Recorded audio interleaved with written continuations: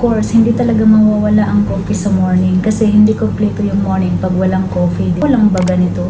Hindi talaga kompleto yung umaga ko pag hindi nakakape. Minsan 3 times ako nagkakape, morning, tanghali, tapos gabi.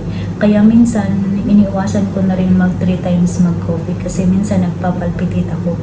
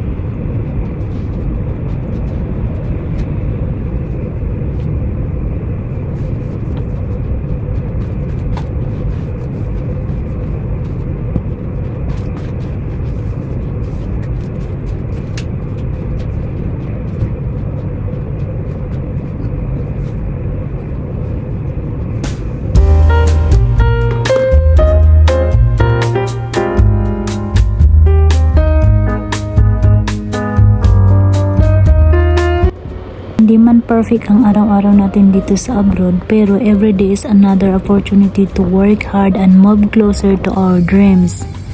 Sa lahat ng OFW na nanonood ngayon, alam ko hindi madali ang buhay dito sa abroad. Pero kapit lang tayo. One day, magiging worth it din ang lahat ng mga sacrifice natin. So, hi guys, dito na naman tayo sa lunch time na naman. Kailangan ko na namang magluto para sa lunch ko. So, lunch time.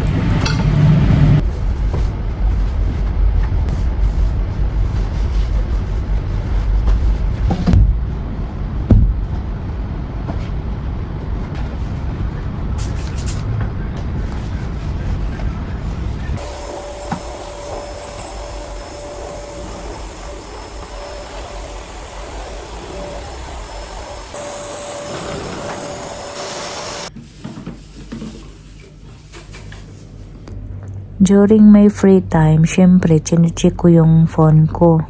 Tinitingnan ko kung may message ako galing sa family.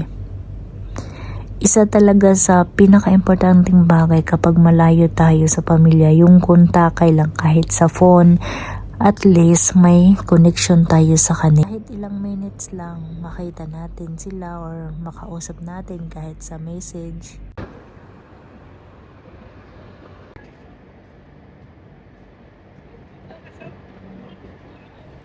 Thank you so much guys for spending day with me and the whole day.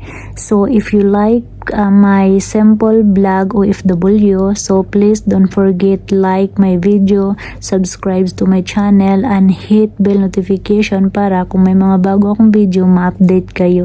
And please guys, comment below kung saan man kayong bansa, dito man kayo sa Kuwait or nasaan, para malaman ko kung ito rin ba ang naranasan nyo.